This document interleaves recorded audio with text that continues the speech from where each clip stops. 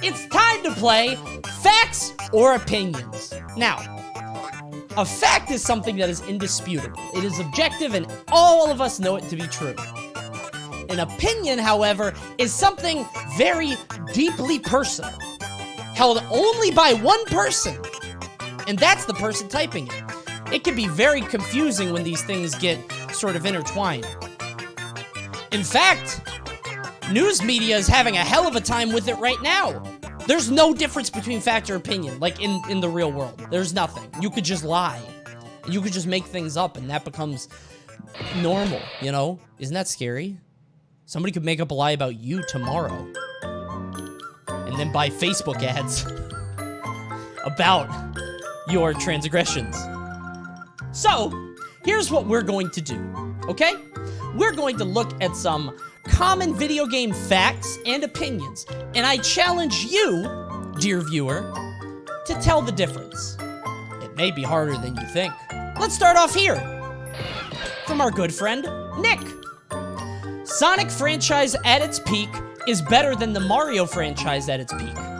Mario is just more consistent overall, while Sonic has really high points and terrible low points. Now, this is a softball. You should be able to get this right. It's clear that many people would consider this an opinion. Well, I have some good news for you all because you are correct. Why is that on ahead of it? Right, it's an opinion. And it's probably won by somebody young, right? Like, or just a diehard fan of Sonic? I don't know how you would ever come to this conclusion. What is the Sonic franchise's peak? It's either 3 and Knuckles, or it's Mania. One of those two, right? But none of those games are better than Super Mario. Mario has like 50 good games. Sonic may have like 5 total. There's something it's worm brain? What's going on? There's like a parasite, you know? Something is telling them to love Sonic. I don't know what it is. It's very strange. But there are a couple of them. There can't be enough for them to, like, be kidding, you know? Yeah, something in the water. I don't know. There's no way this is true, though. That's fake. That's not true. That's silly. Spencer here says, Steve is one tier of meme character below Corey in the house, and it'll make Nintendo a disgusting amount of money because of the Microsoft partnership. I'm happy that his inclusion makes people happy, but I legitimately don't want to play this game anymore because of him. Is this a fact? Or is it an opinion? Oh boy. Oh boy. You guys are in unity tonight. Okay. Couple softballs to start. Okay, I'm gonna cut off the ball. You guys get it. You get it. You get it. You get it. Okay, yeah, you know it's an opinion, right? You know it's an opinion. It's clearly an opinion, right? This, Spencer, you gotta get off the internet. You don't want to play the game because of Steve? Steve of all characters? You gotta take a break. Steve is fun. And it's like the best-selling game of all time times like 1 million? Come on. It's not a meme character. Well, okay, it kind of is. But why is he the cutoff, you know? You have Game & Watch, you have Duck Hunt, you have Wii Fit Trainer. You have much worse inclusions, or at least more meme inclusions. Burt Miller says, streaming and YouTubers are the only reason horror still exists as a game genre. The vast majority of people experiencing horror games do so through other people like this. Horror is only around because of streaming? Because of e-celebs? Internet best friends? Content? Can it be true that the entire horror genre in video games is only alive because of streamers and YouTubers?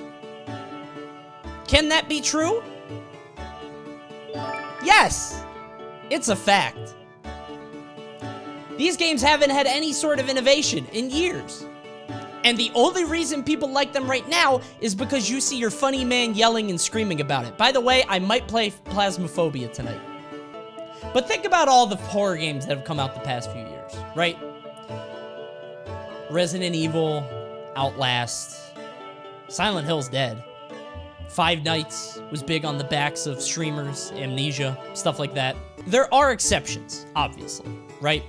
And the Resident Evil games are very good. Don't get me wrong. They don't have, like, a lot of, sort of streamer bait. But, really, the genre, at least in its current form, is only existing because of weirdos like me who play them for your enjoyment. Now, here's the thing. I think it probably still would be around, if not for people on YouTube or Twitter or Twitch. It would still be around, but it wouldn't be nearly as big. And some franchises might just not be around at all. But this is still a fact. There is such a thing as talent that no amount of practice or hard work will allow you to achieve. You can be so talented at something, and someone else can try their best their entire life, and they will never be able to reach you. It looks like most people are saying that it's a fact, about 57%. And I have some news for you. You're right! There is such a thing as talent, but I think a lot of people misunderstand it. Talent exists. It does. It's in everybody. Some people are talented at one thing, some people are talented at another. We are not a blank slate, right? Does that mean that you can coast on talent forever? No. No. Because eventually, if you're talented, you'll reach a point where people that are talented and work hard are gonna beat your ass. You can work really hard to try to be good at something. Don't get me wrong. And you could probably see a lot of success. But at the end of the day, if talent continues to work as hard as you, and if you guys are sort of on the same level, there is natural talent, and it will win out. And Dakpo says, Undertale is the greatest game of all time. That is an opinion. I'm not reading the rest of that. That's a big, stinky opinion. Dakpo says it was amazing in 2015, and if it was released as a flagship title when the Super Nintendo launched, it would be a staple like Mario and Sonic are today. It's timeless. I feel like you can't make that argument because you have to be video game literate to enjoy Undertale that much. You know what I mean? The point of Undertale is that you expect one thing, and then the game does something else. And there's a certain amount of literacy that you come into the game with. And you expect things to happen. And then they don't, and that's what makes the game so exciting. If Undertale is the first game you've ever played, it's not... You're like, what the... I think a lot of what Undertale does, a lot of the experience, is hinged upon your understanding of how video games work as a medium. From our good friend... Bomb Arrow, who says, CONEY is a good content creator, and everyone watching should subscribe. It seems the answer is clear. If you're watching this, you should not only sub to the Twitch, but go ahead and go over to the YouTube and sub to that too. It's free. Keen says, there's no such thing as rose-tinted glasses for gaming. If you liked a video game as a child, you will probably enjoy playing it now as an adult, and that is likely because the game is good. Now, is this a fact or opinion? Guys, I think we know, right? I think we know, right? That's silly. There are plenty of games that people like when they're kids that they play later and they're like, this sucks. One of my favorite games for the Super Nintendo was Chester Cheetah's Too Cool to Fool. You played as Chester Cheetah, and I don't remember what you were doing. Probably trying to eat Cheetos? I don't know. It was very bad, but I loved it. Even games that I really like, again, like Fallout. I really like Fallout 1 and 2, but like, and those are objectively good games. Can you play them now? Not really as much. I don't think it's good. Oh, here we go. Sem Halloween Aki says, Rayman was never a classic. Crash Bandicoot definitely is one, but Rayman 100% is not. Rayman sucks! So it seems like most people are gonna say it's a fact, right? Okay, it's good to see, okay. Well, I have some news, everybody, and that is, you're all right. It's true. Rayman has had good games. Don't get me wrong. Rayman Legends and Rayman Origins, very good games. And the Rayman game on iOS is amazing. But the old games? Rayman 1 sucked. And Rayman 2, the platformer for the 64, I don't know why everybody said it was good. I remember seeing it come out and like Nintendo Power and all these places were giving it 10s. I was like, what the hell are you doing? I played that game. It was mad boring. He's not good. Crash Bandicoot was good. Crash Bandicoot was good. And a lot of people tell you that he wasn't. Those people are liars. Crash Bandicoot did have good games, especially for the time. But Rayman? No. Gatekeeping is a good thing and should be encouraged. It saves communities by weeding out tourists. If you let someone else's opinion, or someone else insulting you, sway your own opinion on something so easily, you probably didn't care about it very much in the first place. 90% say an opinion, and it seems like 1 of 10 people will call this a fun fact. And I have good news for you all, because it's both! Wow! Both at once? Hear me out.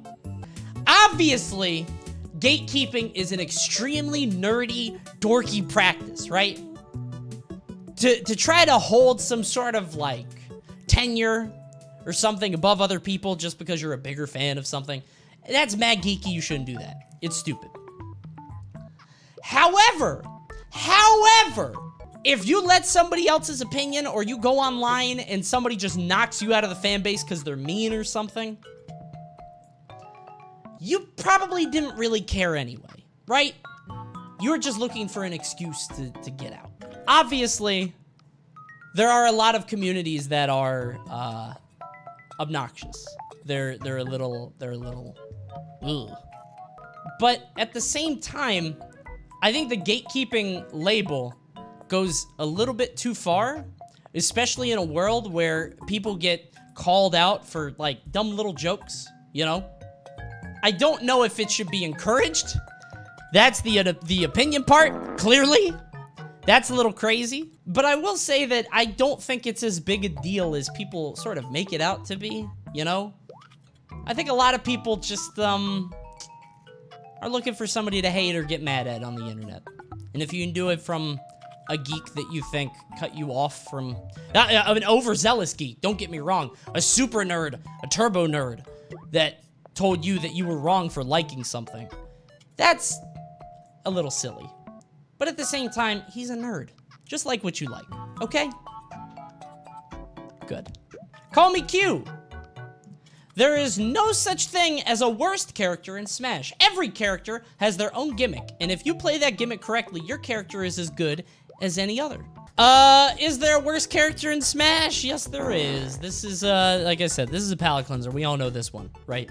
This person is probably not gone to many tournaments. This is a tires done exits thing. And if you played any competitive game for any amount of time, you should know things are not fair. Our friend Bread says, Mario 64 peaks at the first Bowser level and is a massive drop-off in stage quality after that point, except for the other two Bowser stages, making the later two-thirds of the game pretty mediocre, if not downright unenjoyable in some sections.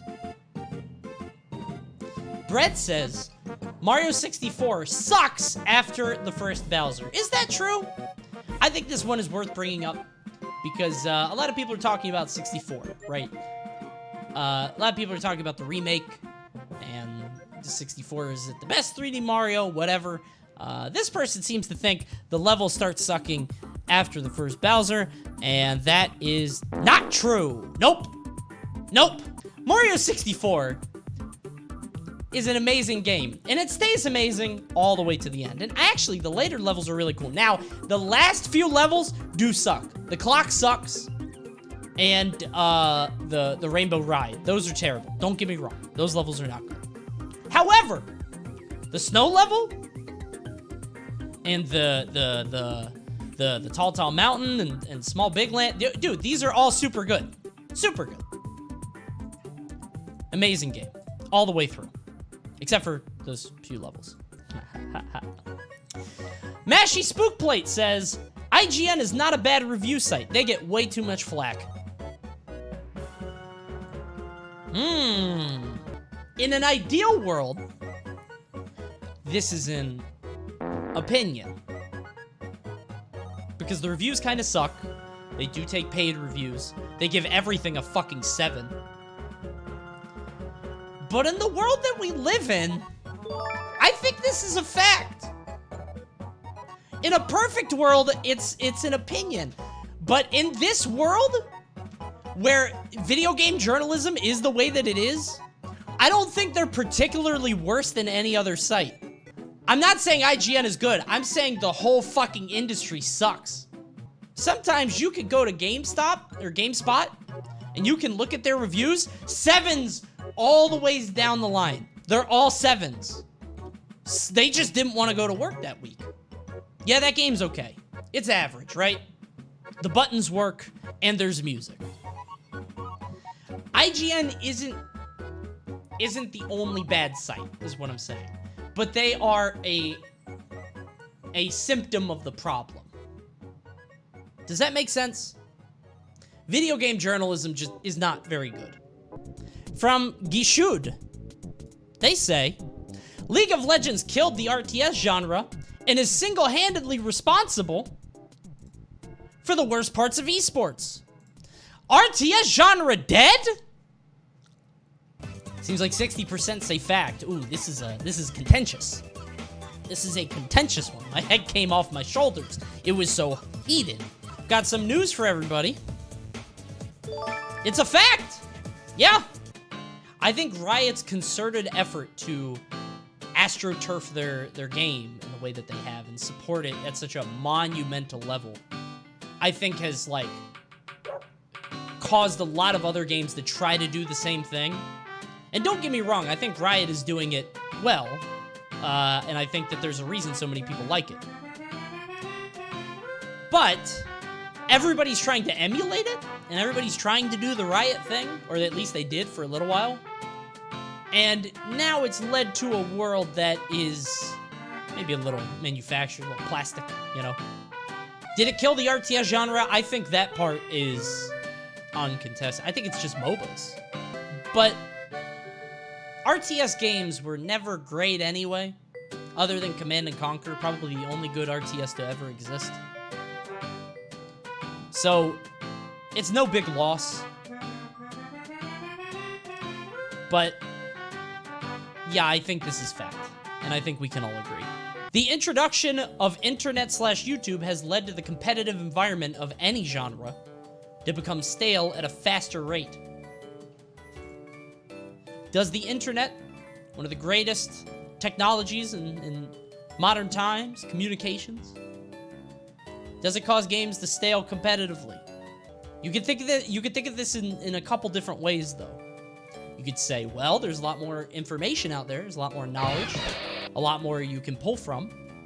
But you could also say that with all of this information being spread, and with all the things being out there, all the data, the frame data, the setups, the combos, bread and butters, whatever, that they leave more open to sort of innovation and fixing things about the game and figuring it out a little bit more. Seems as though most people are going to say it's a fact. And that's true, it is. Yeah, there's no question. Yeah.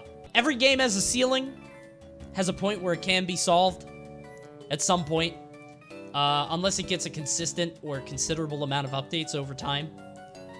But if it doesn't, if a game comes out as its own and it just never got updated, imagine if Overwatch was never updated. Do you think it would still be alive? Well, alive. I think that these games get incredibly stale the more exposed they are. As information sort of gets disseminated among people, it becomes very easy for lower level or mid-level players to sort of pick up and emulate what the high-level players are doing. They could just see what the other guy's doing and saying, oh, I'm going to do that. I'm going to emulate that. I'll replicate it, and I'll be doing better. And I think that stunts a lot of people from trying out new things or expanding other elements of the game. I think it stales out the game much quicker. Solving games faster just makes the meta cycle faster. You're assuming that the meta cycles. The meta doesn't. If something doesn't come in and fix it, the meta will not cycle. Have you seen Brawl Finals? Do you see what's happening in that game? Oh, well, nobody's playing it. Exactly. That's the point. Our friend Lebo says, people who care an aggressive amount about resolution and frames only do so because they're bad at video games and want to get clout online / with friends by saying, yeah, I can run 4K 240 FPS in Warzone, insert graphically intense game here, but can't win a game to save their life. Is this fact or is it opinion? There's a lot of facts.